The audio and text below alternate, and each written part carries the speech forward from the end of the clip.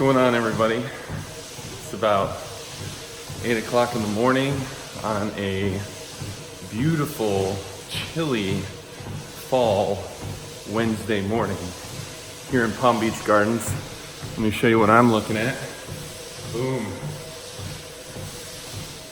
But for whatever reason, I really felt like doing some treadmill sprints this morning, which is not my usual thing. Also, I apologize for the shaky camera. But when the iron is hot, you gotta strike. So here I am with morning beard and morning hair, getting that in. Been thinking about doing a kind of daily vlog or maybe a weekly vlog, kind of walk you through all the things that I do for writing, for business, for exercise. We'll see how that goes. All right, I gotta get to work.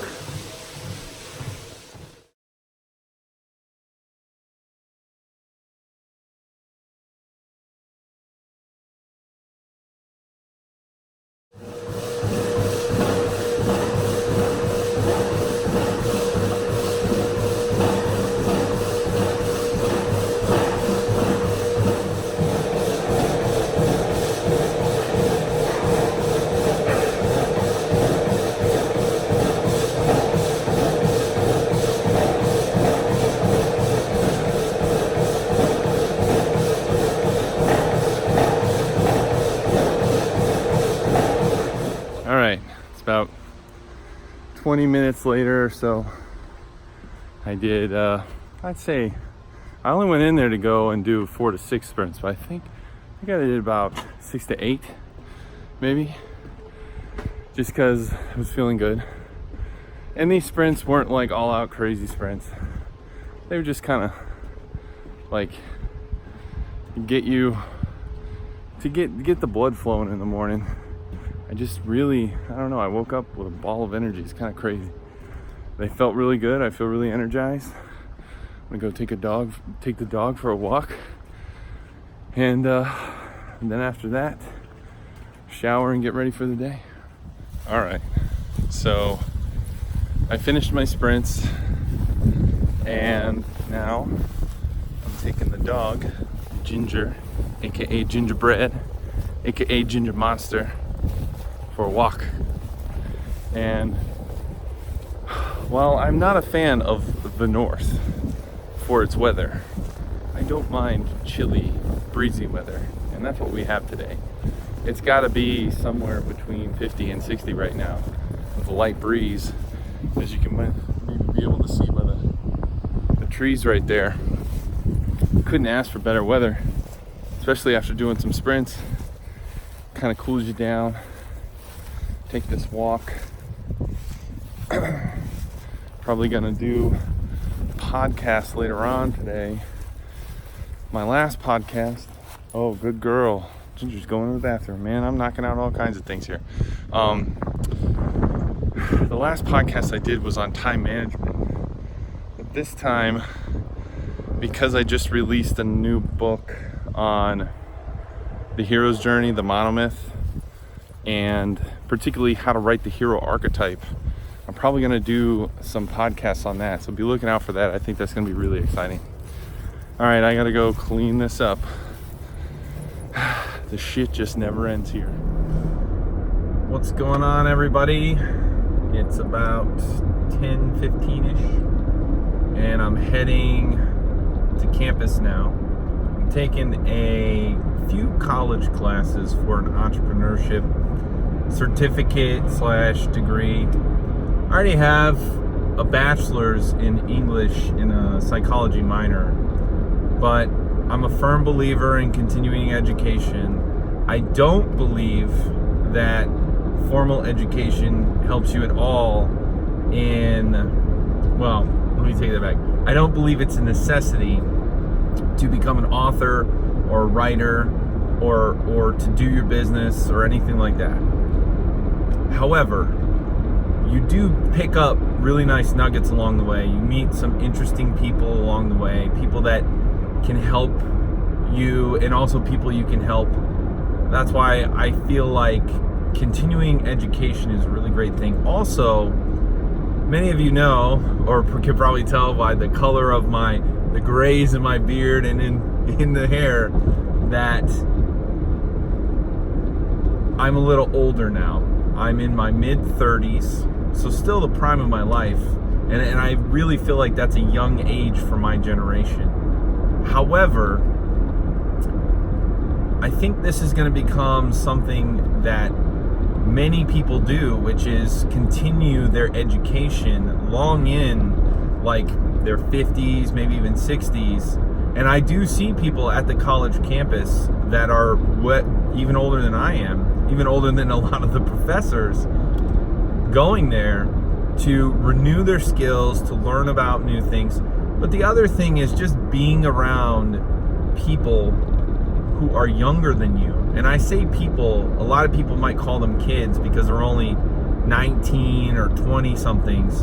But these are people, and I've met quite a few actually young entrepreneurs who are doing great, and they're 20 somethings.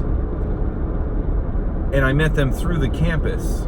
And that's primarily why I took the entrepreneurship courses is because in my mind I looked at it as these classes are going to be most congruent with what I believe, with what I'm aspiring to.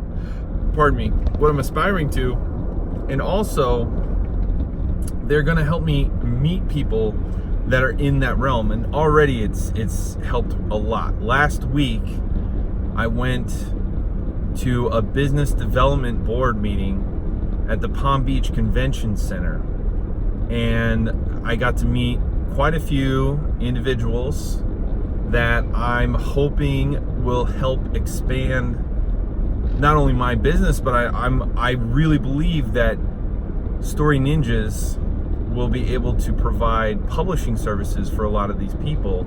These are entrepreneurs, business people who are running businesses, trying to build and cross-pollinate between the business owners in the local community. And in whatever way I can, I feel like I'll be able to help. So it's definitely a symbiotic relationship there. I would have never have known about it had I not been taking this course. Now, I haven't really been looking for any kind of jobs or anything, but another very important thing that people going to college should realize is that it opens up opportunities for jobs. Sometimes it's through the professors, sometimes it's through the job fairs that they have, sometimes it's through the people that you meet. And as I said, a lot of the people who I am in class with, not a lot, but there are a few, they own their own companies. And I can think of 2 or 3 off the top of my head that they have hired students who were classmates. So it's a really good opportunity for people to do that. Anyways, I started this whole conversation out I'm kind of documenting what's going on in my everyday life, and just so that I can give you guys content, kind of give you insight into the way that I think, insight into my life, and also just as a legacy tool to document, like, this is what I do. That way, 50 years from now, me and my grandkids or my great grandkids can sit down and watch videos of their old grandpa back when he was a youngster making moves. The course that I have that I'm going to today, it's financial accounting. And let me tell you, I suck at financial accounting. There aren't many courses that I suck at. And I hate to say this, but a lot of them I can kind of BS my way through. But this course is just one of those ones where if you don't even pay attention for 5 minutes, you kind of lose track. And I'm not saying it's like that for everybody. For my personality type, for my learning type, that's just the way it is. I actually like the teacher. I don't love him, but I like him. I think he's a competent teacher. He knows what he's talking about. But for whatever reason, it just is not clicking. Sometimes taking a course and taking one that you suck at is good, because then it's all about self-awareness. And I've known this for a while. Like, I'm not as detail oriented when it comes to a lot of the facets in my life. I like big scale. Like if we were on Google Earth, I like going really, really wide and looking at the big picture most of the time. There are a few exceptions to that rule when it comes to working out, particularly powerlifting movements and regiments. I get really nitty-gritty with that. When it comes to writing, I get real nitty-gritty with that. Sometimes probably to my own dismay. Like, it probably doesn't help how nitty-gritty I get. However, it's good to take courses, even if you don't do well in them, to identify the areas that aren't for you. And there's one thing I've learned. One of the main things I've learned from this course is that I am not an accountant. It's not in my DNA. It's not in my blood. I've also learned enough about accounting, and some of it was stuff I already knew. But I've learned enough about accounting now that I feel competent when people discuss things, that I have an idea of where they're talking about. I can read a financial statement. I can read the jargon and at least have an idea of what they're talking about. And for me, I think that's very important. And for any business owner, it's good to have like a cursory understanding of those items, but it's not detrimental that you know the ins and outs. If we ever need an accountant, because we're a small business, a lot of the stuff that we do is run it's kind of automated through the different platforms that we use, such as Amazon, that we don't necessarily need a lot of accounting. But if we ever did, I know now that I would not be the one doing it. I would hire someone to do it. And identifying those areas and being self-aware of what your strengths are and what your weaknesses are is very good. And I just recently, within the last hour, I was listening to a podcast between two of my favorite people, Joe Rogan and Gary Vaynerchuk. And one of the things that Gary V said that I completely agree with regarding self-awareness is you should double or triple down on your strengths, but don't totally ignore your weaknesses. Like, you should still become well-rounded. My idea, my translation of that is just what I'm doing. Like, I'm taking a course to understand financial accounting, but I do not intend to be an accountant. That's me trying to become well-rounded, well-versed in an area that I know is not my strong suit. However, I'm not going to spend years trying to figure out how to handle all of those numbers and take care of all that. That's not a Josh thing, okay? There was an accident just behind me, and the sirens, if you can hear them, there's a police officer going to take care of it. But tripling down on your strengths is also very important. I think it's more important because it allows you to stay on, as Gary would say, the offense. But this is very translatable when you're talking about both your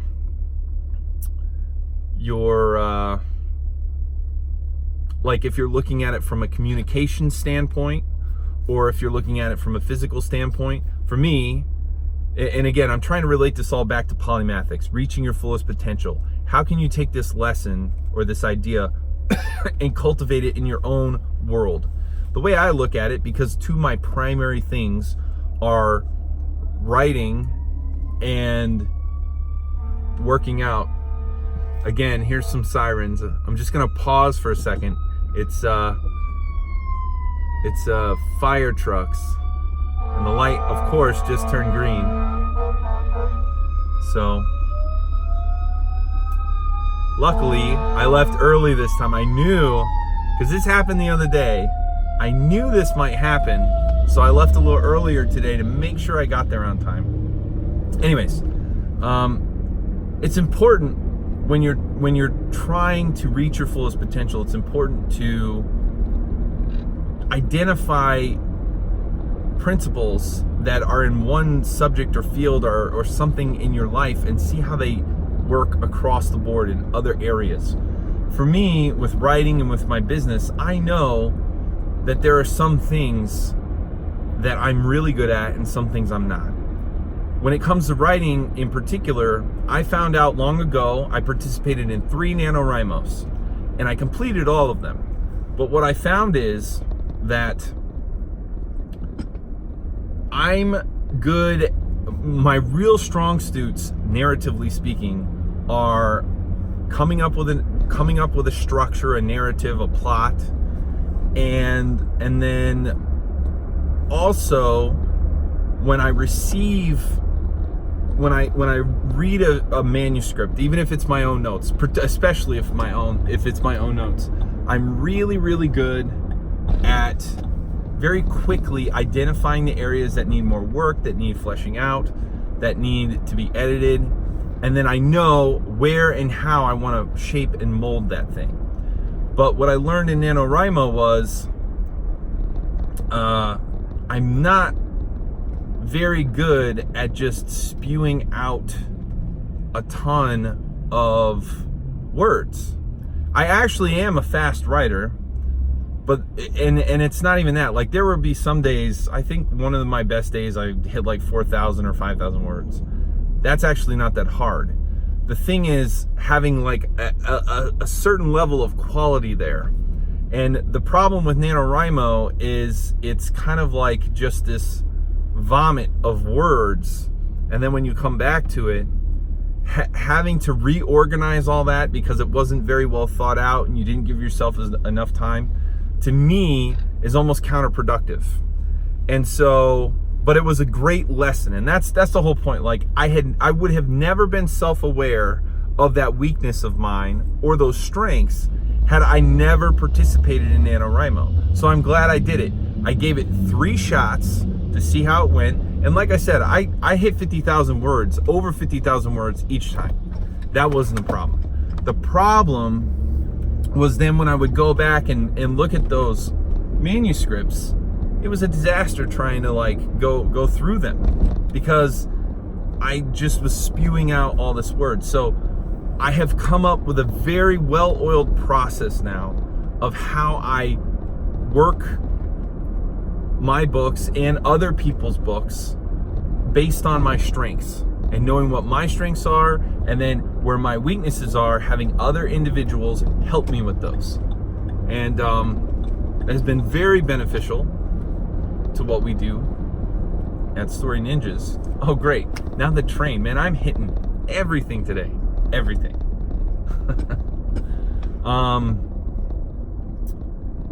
And then when I look at it from like a physical standpoint, and so again, here's the train. I'm just hitting everything today. When I look at it from a physical standpoint, for those of you that maybe your thing isn't necessarily writing or communication or anything office related, let's take a look at it from like a physical standpoint. For me, I know that one of the biggest principles is do the exercise that works best for you. This is something that a lot of people have said. There's not one person that's ever, coined that. One of my favorite fitness industry personas is Stan Efferdine, also known as the Rhino. He is the strongest pro bodybuilder in the world. He's competed both in several bodybuilding shows around the world as well as powerlifting shows. He has, really good world-class elite level awards in both of those fields. But when he trained, he just came out with a book a few months ago, and one of the things he was saying on his speaking docket was when someone trains, they really should just do, when he trains or gives advice to other people about what workouts they should do, he tells them to do the workouts that they will continue to do, because those are the easiest to maintain adherence. And really, when it comes to diet and exercise, it's about adherence. And that all boils down to self-awareness. Going back to self-awareness again, it all boils down to knowing who you are, knowing what your strengths are, knowing what your weaknesses are. For me, I've learned over the years that I really enjoy functional movements. I really enjoy lifting heavy, which is primarily power lifter style movements. That's not the only thing I do, and that's not the only way for someone to get in shape. For example, this morning, you'll probably see, if I put all these videos together in like a day in the life type of video, this morning, the first thing I did this morning was sprints on the treadmill, which I don't usually, I mean, I do a lot of sprints on the treadmill, but I don't usually wake up in the morning with the idea that I'm gonna go sprint on the treadmill. It just happened that way. But even though I like to do those every once in a while, and I like to jump rope every once in a while, the primary movements that I do are squat, bench, deadlift, overhead press, bent over rows, and that's pretty much it. The green light. I do accessory work and stuff like that, but for me, those are the things that get me pumped. Those are the things that I look forward to doing every day. And because I focus on my strengths, I've been able to really change my body composition. And I've learned a lot about myself, and performance-wise, like I'm way stronger, I'm way faster. When I want to lean out, I know how to do that now. When I want to bulk up, I know how to do that now. These are things that I didn't know even when I was in the military, and I had people there. The good thing about the military is they have a support system, in a sense, that kind of forces you to work out. The problem is, they don't care necessarily, at least when I was in, this could have changed, okay? But when I was in, they don't care necessarily about what your strengths or weaknesses are. You are going to do push-ups, sit-ups, and usually a 1.5 to 3 mile run, depending on what service you're in, no matter what.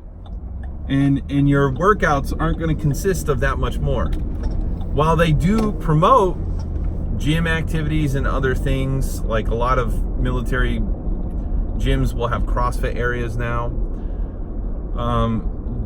it still boils down to those three things. And because of that, you see a lot of people unmotivated, and the reason isn't because they're a piece of shit or they don't want to work out. It's because they're not able to focus on their strengths. And it's very interesting. I can recall people that I knew years ago when I joined, who were swimmers, or actually, I remember this. This is kind of a funny story. We were running it was a regular PT day. We're running around the track, and there was this PTL. I don't remember his name, but he was a stickler about people dogging it on the track. Like if they're just jogging and everybody else is trying to run at a good pace. And he went up to this dude, I don't remember the guy's name, but this dude was jacked. I mean, just built. And he was in the gym every day. He had like a bodybuilder type of musculature, in way better shape than the MTL too, which is kind of funny. But he was yelling at him because he was dogging it on the track. And the reason why he was dogging it on the track is, one, he had already worked out like recently, maybe he did legs the day before or something, I can't remember. But the point was, his thing was not jogging or running on the track. His thing was working out with weights. And because of that, he was in far superior shape than most people that were on the track, but he couldn't keep up with them because it wasn't his thing. And that's kind of the point of self-awareness. I don't know how this video became a self-awareness video. Maybe that's just on my mind subconsciously, but it's very true that if you focus on things that you're not good at and your weaknesses, you're not going to get a lot of traction. You're going to be like that guy who's dogging it on the field because that's not your strong suit. Whereas if you were in the gym killing it, then and these are of course metaphors, you know, pick your point, like whatever it is your thing is. If you're better at typing, then and that's how you're going to write your book, if you're an aspiring author or something like that, then type. If you're better at speaking, then dictate. If you're a speaker and not a writer, then do videos like this. Like, it's that easy, right? Play to your strengths, triple down on them, dig in deep, and you're going to find a lot more traction with those. But anyways, I hope that helps. That's going to be the main content for today. Now that my drive is over, I'm going to go and take this exam in financial accounting, and then I have a bench workout later today, which I'll probably have some filmage for that. But that's about it. All right, guys, I'll see you in a little bit. All right, so just a quick update. Now that I'm out of that exam, it was, I don't want to say fairly easy, but it was also open book, which is always a big help. And I don't know, I don't think I scored any lower than I usually do. I'm thinking high C, low B, maybe. There was one section which was really difficult, and it was so convoluted, at least in my mind, that I was like, I'm not even gonna attempt. I made logical guesses, but the back and forth of having to calculate and the requirements, it was just in my mind, it was like, this isn't worth my time. And that's essentially how I feel about accounting, just as a follow-up or a continuation of what we were discussing in the earlier, an hour or so ago. But it didn't take too long. Most of it felt really good because it was open book. A lot of the answers were in the book, or I could easily reference the charts and processes to calculate the answers that for the questions that they were asking. So that part was pretty nice. It's the first time that professor has allowed us to do an open book test, and it went a lot easier. I have studied for the tests in the past, and what I found is that I didn't really see a difference. I'm about to go pick up my little one in a little while, and I have some time, so I'm debating, am I going to continue to do video? Am I going to do a different video that's more focused on a topic? Maybe I'll do a podcast type thing. I'm not sure. I don't like sitting idly in the sense of not doing anything. And the problem is, if I go, a lot of times I'll go from class, and I have about an hour and a half to go from class to go pick up my little one. So I'll go to the mall, grab a coffee, and get on my computer, or sometimes I'll go to the Dunkin' Donuts that's on campus to try to work through a couple things before I have to go. But it's like, by the time you get set up, by the time you drive there or get there, it's practically time to go. And well, it's not a big deal, and I do get things done. Stuff like this to me is a lot more, maybe not impactful, but I get more bang for my buck, and it's way more mobile in the sense I can take the phone just about anywhere, knock some things out. And doing videos is become part of my content creation plan in regards to a whole bunch of different things. And I'm still trying to work out nitty gritty details, but the basics are create a video. Then that video can be broken up into little segments. So you have the longer video, and then little rant segments where maybe it's focused on a certain topic that I that I think might be helpful. So I'll like cut those out, upload those separately. And then also, it gives me photos and video content to post on things like Instagram, which can then be reposted to Facebook and Twitter, which also, it's just shooting out content. I can also use those photo and videos for blog content. And interestingly enough, I learned a new tactic very recently where you can take the transcripts from YouTube and use them to create blog content, like written copy. So that's very powerful in a lot of different ways, because not only can you take that written copy and make a blog or a little post or something with it over the course of time, if you have a focused topic that you continue on, you can use that material as the foundation or as the rough draft of a book. Usually if it's nonfiction. I don't think that would work well for fiction. On the other hand, in terms of content and just entertainment, that might. But what I've found, as I alluded to earlier in the conversation with NaNoWriMo, some people dictate for NaNoWriMo and things like that. And while it does work for sure, it's not, I don't know if the benefits outweigh the costs. And every year that changes, technology gets better, these dictation devices get more accurate. But with fiction, it's a whole nother beast, because you have to consider like who the speaker is that's talking. You have to consider what they say for dialogue. The main difficulty is dialogue tags. And if you work in science fiction or fantasy or with anything that has strange names, it really throws dictation off. However, one area that technology has gotten a lot better with in regards to this is the accuracy when you're on the go. The microphones are a lot more clearer. They catch your words, especially if you're wearing like a headphone set, and it's got the ones that come with your phone usually will have a good enough microphone that even if the wind is blowing, it'll block it enough for the dictation device to hear you. So one of the things that I tried years ago, and I was doing to write notes, was to do walk and talks. And now I plan on doing them in podcast or video versions.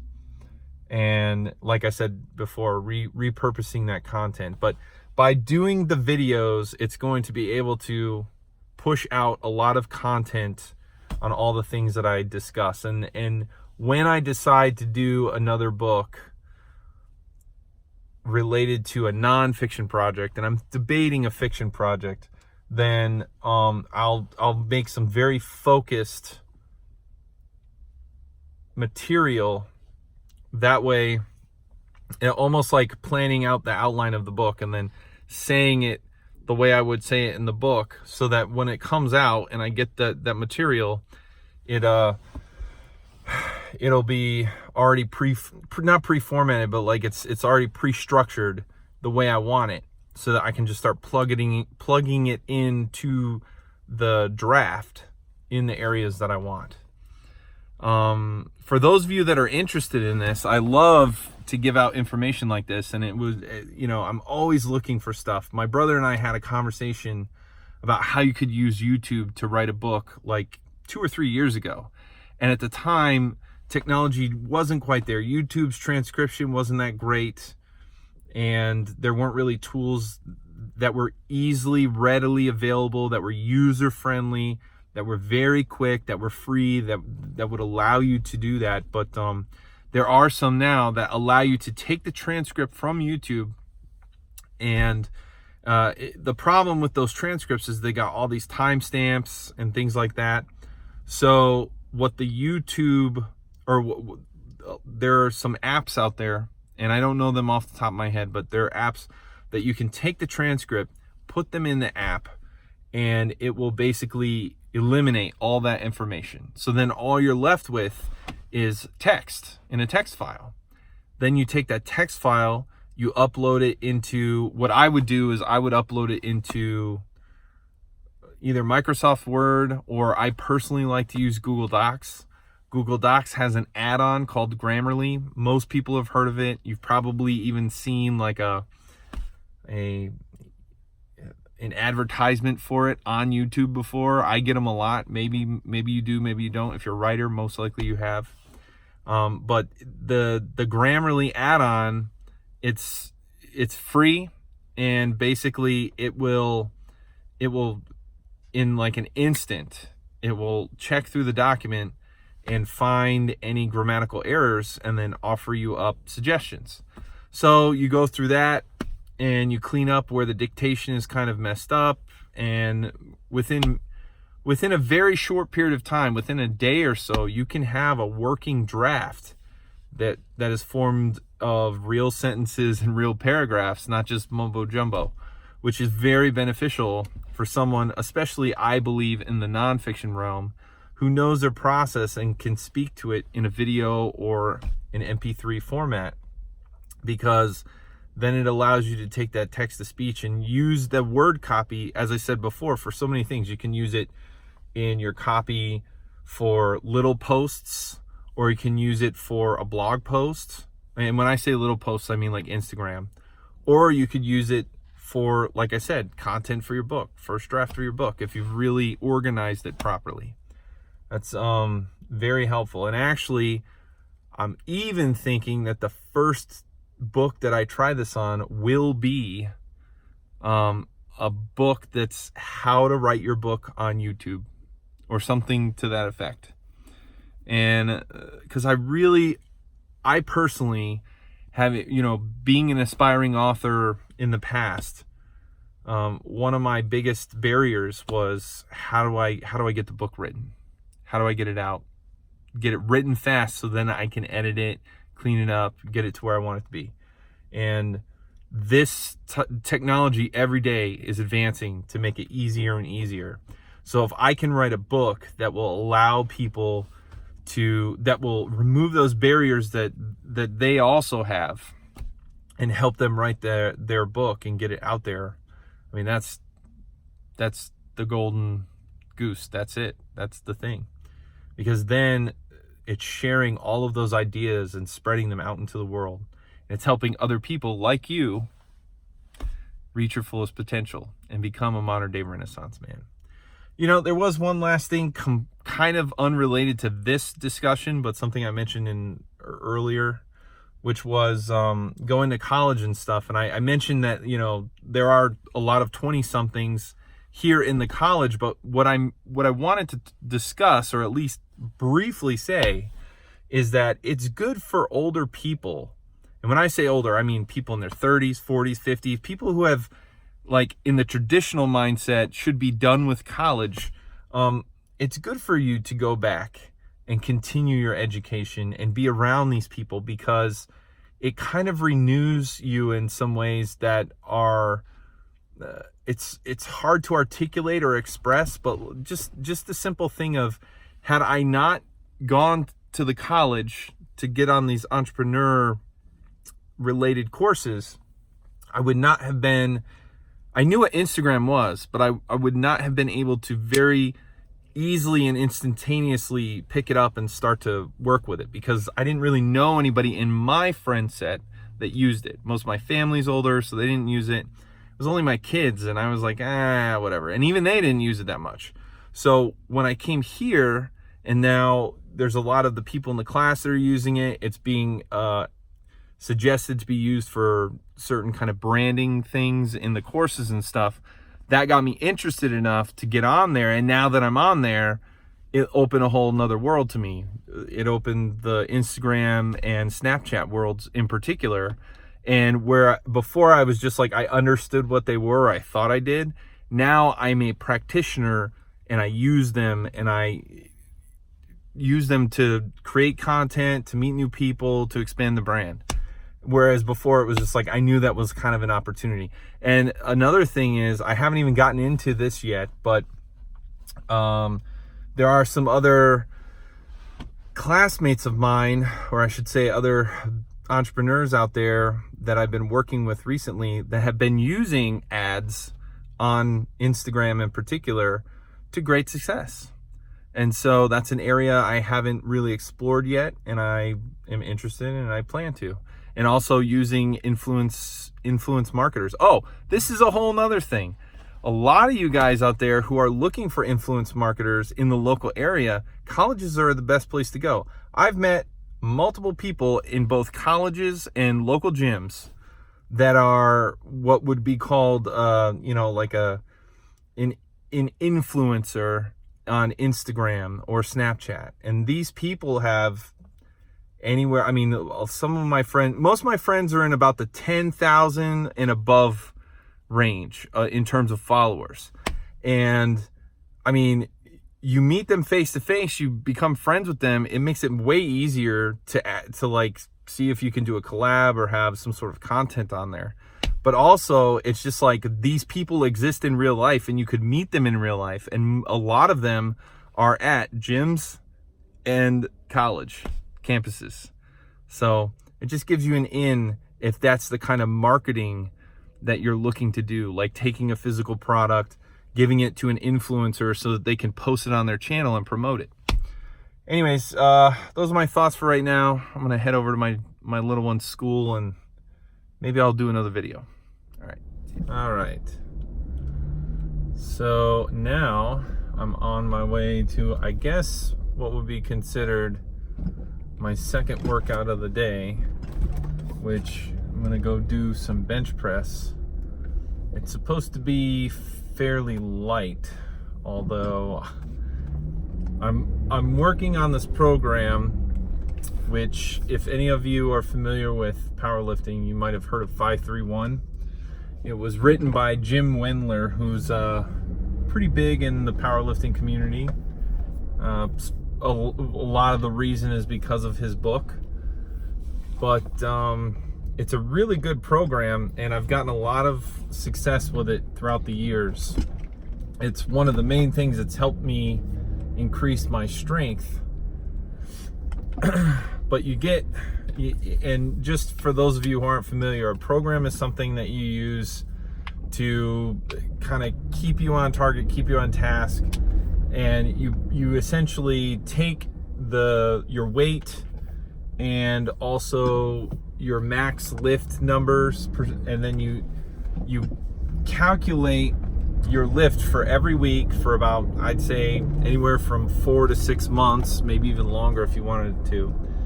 And that lift is calculated by a percentage. And then, so every week you've already got a predetermined percentage of what you're lifting and how many reps and everything. And by doing that, in the way that he does it, I'm not going to explain the whole program, but by doing it that way, it's very, very helpful to keep you on task and make sure you're not overdoing it or underdoing it. And like I said, I've found a lot of success with it. But today for bench, I'm supposed to do like 308 or 310 for 5 reps, which I probably can do just fine today. My body weight is a little bit higher because of Thanksgiving, which I'm not very proud of, but that might actually help for today. In the past, when I was in Korea about a year or a year and a half ago, I actually could, because I was so fat, I could lift 315 for sometimes 8 reps. I don't think I ever got 10, but I was close. I'd get to 8, which is pretty good.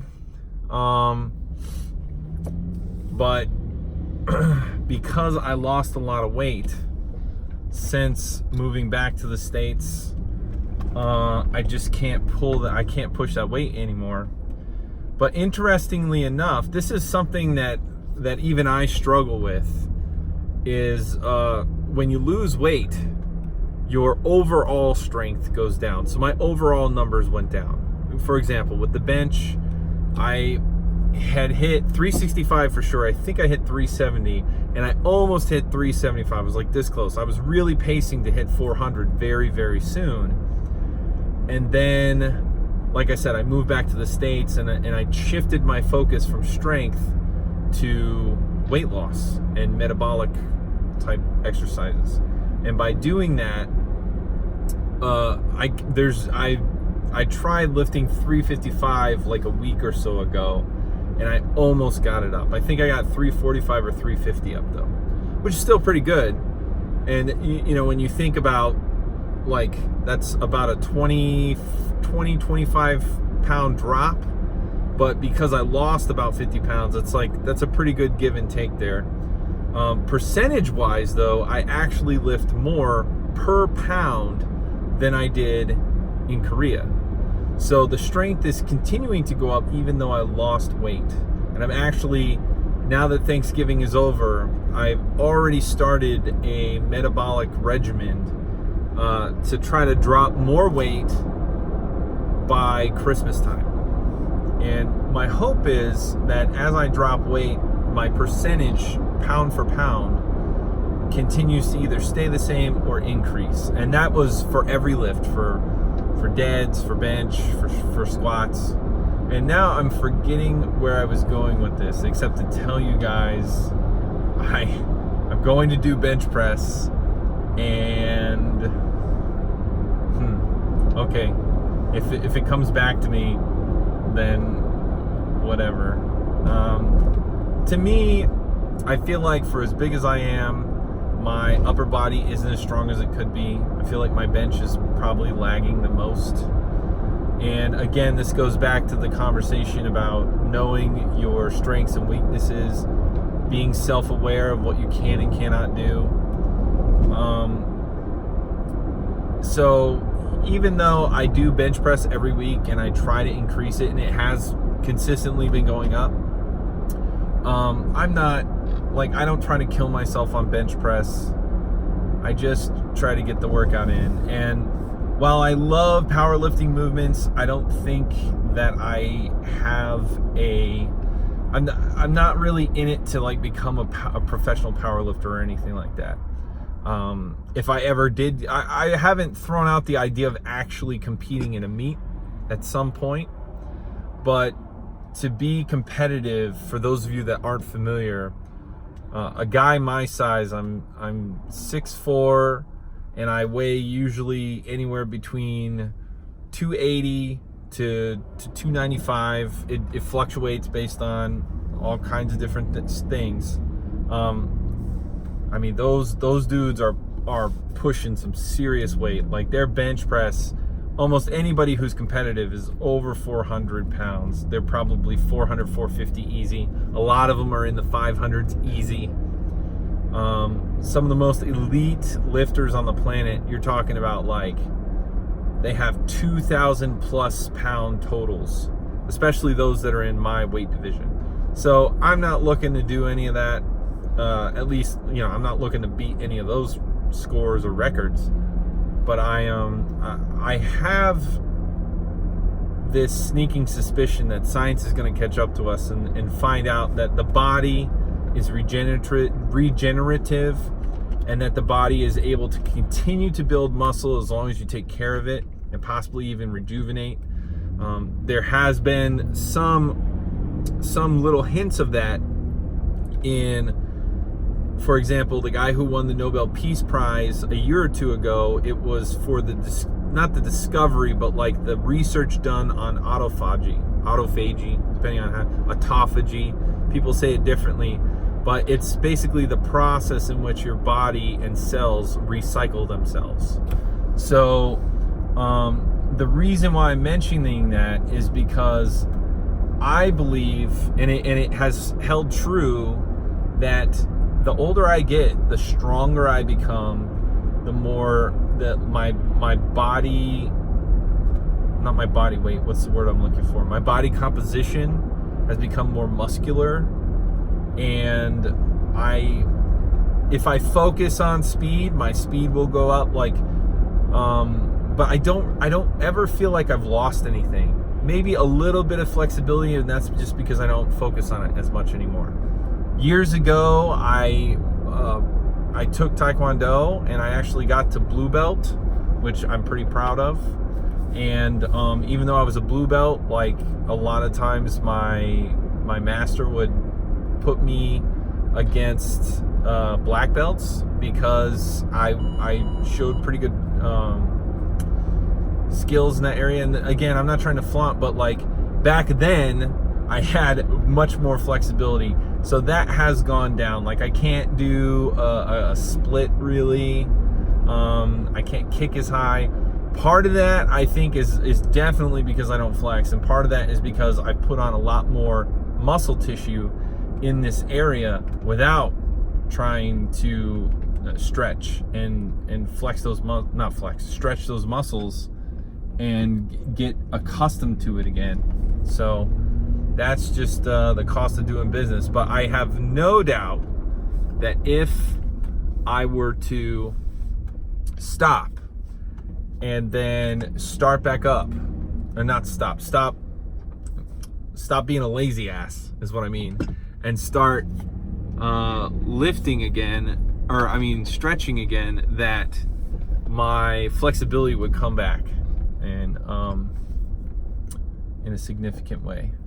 So I know I'm kind of hesitant here talking, but there's something going on this road. There's a cop like driving in the grass. I'm not really sure what's going on, so I'm trying to be careful here, make sure I don't mess anything up. And then I guess I know this is a weird thing to end on, but my new phone, I have the iPhone XR, and I'm not like trying to promote Apple, although I do love their products. It looks like the quality of video on this is a lot better, and just the fact that it can see me in the dark pretty well. This has got a fairly clear picture. It's not that bad. All right, I'll probably do a couple clips of me in the gym, and then I'll see you after that and do like a final day recap. And then that's the other thing. Like the last thing I got to figure out how to do. This is the first day I've done this, is put all of these things into like put them all together and then upload them to YouTube, which I'm a little bit hesitant on, because this is, if I get all the videos together, they're probably going to be about an hour long or so. And anytime I try to upload long videos from my phone, it like never happens. And the weird thing about this, I'm specifically talking about uploading from the phone to YouTube. It's such a pain in the butt. If it's anything over like 2 or 3 minutes, it becomes very problematic.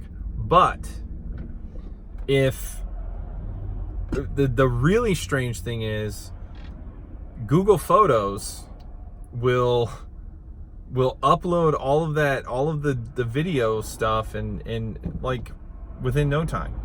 So I'm not really sure where the disconnect is and why it takes so long when they're both pretty much owned by the same company. Anyways, that's my little rant. I'll see you guys in a bit.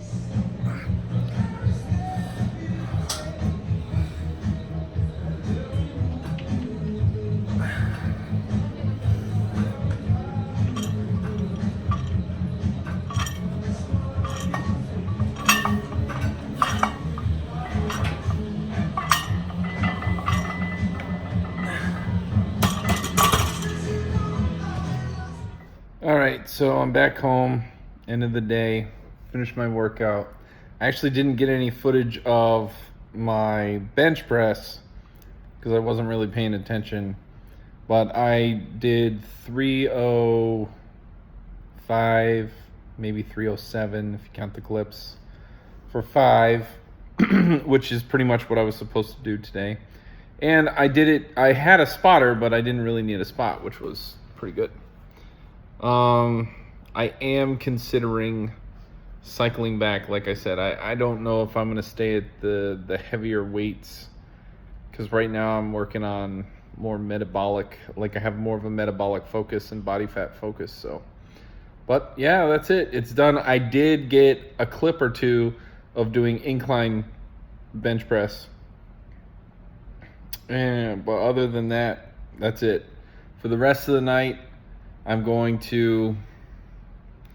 I'm going to look at my novel and organize like what other additional chapters and stuff that I need, and then get to work on that. Plus, I was listening to some podcasts about different marketing techniques that I haven't used yet, specifically geared towards book and novels, fiction books and novels, specifically for science fiction and fantasy, which has it's kind of a game changer, because there's all kinds of marketing techniques and ideas, but when you can get that specific, then it really helps.